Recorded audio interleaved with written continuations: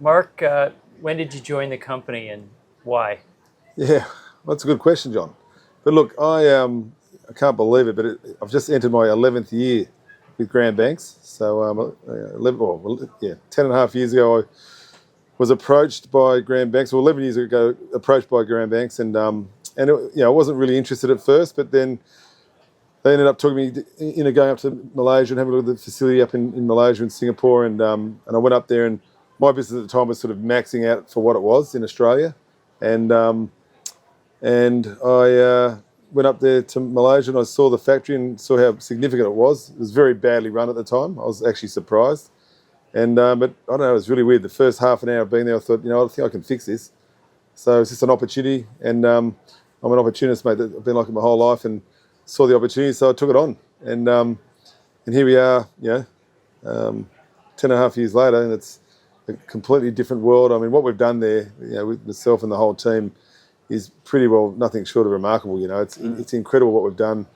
The factory expansion, I mean, we're up to 1.1 million square feet now, from 500,000 square feet to 1.1 million. With completely everything's new. Every bit of tooling, every bit of machinery, every tool. I mean, it's amazing when you go there and see what we've actually done in the 10 years. So, how many boats are you building in that 1.1 million square foot factory? Yeah, look, we have 42 boats in build at once, so it's a lot of boats. But you have to understand with Graham Banks, not like many companies, really, we build everything in-house. So we design and build everything in-house. So apart from componentry, motors and electronics and what have you, pumps and what have you, everything is built in-house. Upholstery, stainless, absolutely everything. So we're very vertically integrated, and so it's a lot of work. So, but it's 42 boats at once. It's a lot of projects on the go.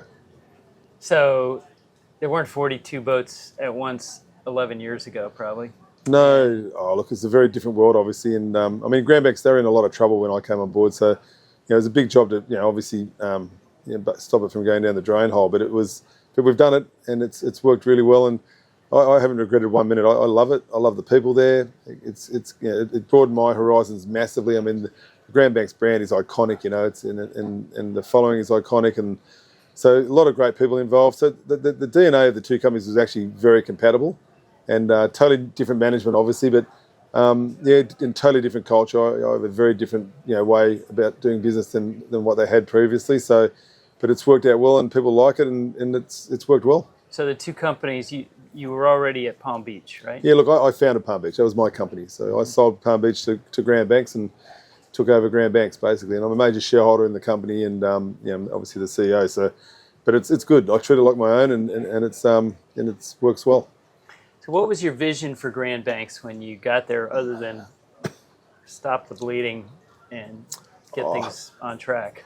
I guess it's pretty interesting when you watch the whole Graham Banks story, and it's a competitive market. I mean, Tony Fleming used to work for Graham Banks, Dave Marlow used to work for Graham Banks, and I always think that if those guys were treated better, maybe those companies wouldn't have ever started. That Graham Banks would have been bigger than anything, but for whatever reason, those guys went off on their own and have done an amazing job, both those guys. I have a lot of respect for what Tony Fleming and Dave Marlow have done. It's pretty impressive, really.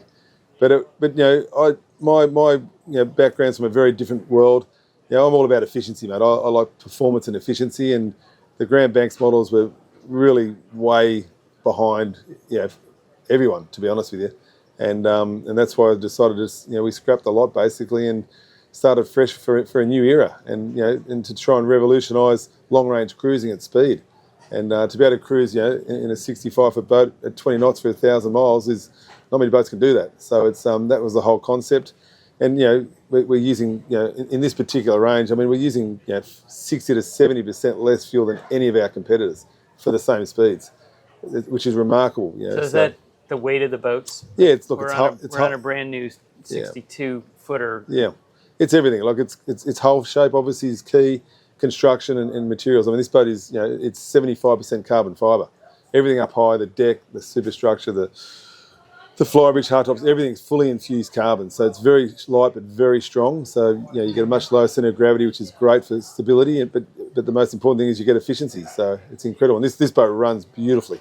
The weight behind this boat is tiny. So and that's a very clear indication of how efficient it goes through the water.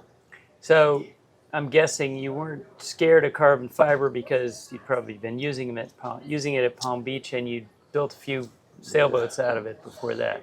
Yeah, man, I've been using carbon fibre my whole life. So, and look, high-tech, carbon construction hasn't really changed a lot in 40 years. I mean, it's, some of, John McConaughey from Australia sort of revolutionised pre-preg carbon fibre 40 years ago in Australia, and he's one of the leading boat builders globally for a long time for high-tech composites.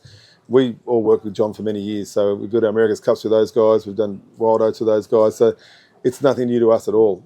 This is one step below Wild Oats technology, for example, or America's Cup technology, but it's for a powerboat, it's way above everyone. And it's the key to our success, and the magic is all in efficiency. So pre-preg carbon fiber, are there cores as well? Yeah, we don't use pre-preg in these boats. It's all infused, so vinyl ester infused carbon, and a lot of core solid bottoms and what have you. But it's majority, it's all about engineering the boats to be as strong as possible and as light as possible. So this 62 is your latest model. Yeah. And did it replace a model that No. built 10 years ago? No. And it was time to take the next step? I'm just curious how that the evolution goes. The one thing I work hard on, it's very important for myself and for all of my customers, we don't make anything obsolete. So every model we design is for a purpose, and it doesn't replace anything. So it doesn't affect resale of other models. It's really important for what we do. And my design hasn't changed in 30 years. It's the Palm Beach design. It hasn't changed in 30 years, just the technology's changed.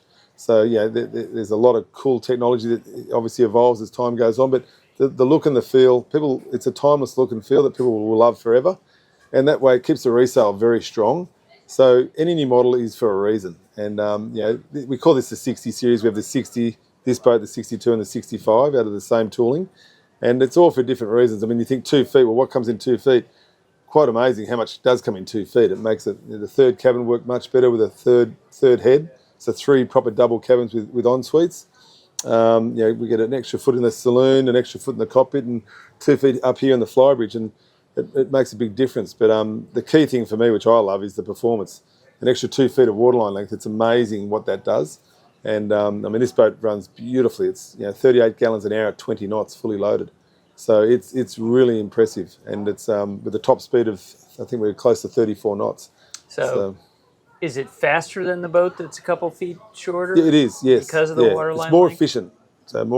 So it's just waterline length. It helps a lot. So you can run faster or cruise at less horsepower. So save fuel. Yeah. It's only a little bit between the two boats, but as I said, this boat's 68 feet overall, and it's burning 38 gallons an hour. So it's incredible. So it's 60 to 70% less than anything in the market for this style. So do you have a view of your customers, people who are cruising on power boats, long range? Do you have a view of how that's changing and how you've adapted your approach a little bit over the last 10 years? Yeah, look, I think for me, I'm a grandfather myself, so, life's busy. And for me personally, to cruise at 8 or 10 knots would just drive me nuts.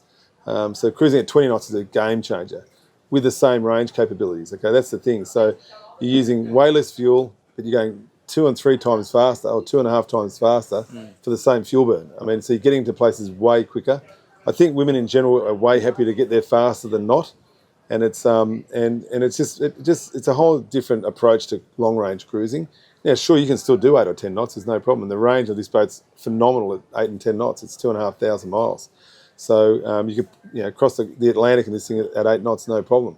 But it's it's the Bahamas. It's going to the Bahamas. It's going from Florida, Fort Lauderdale to Newport, Rhode Island. You can almost get there in non-stop. So at 20 knots. So it's pretty incredible. So you took a boat to Bermuda recently. I think it was maybe a year ago. It was about next door. That's right.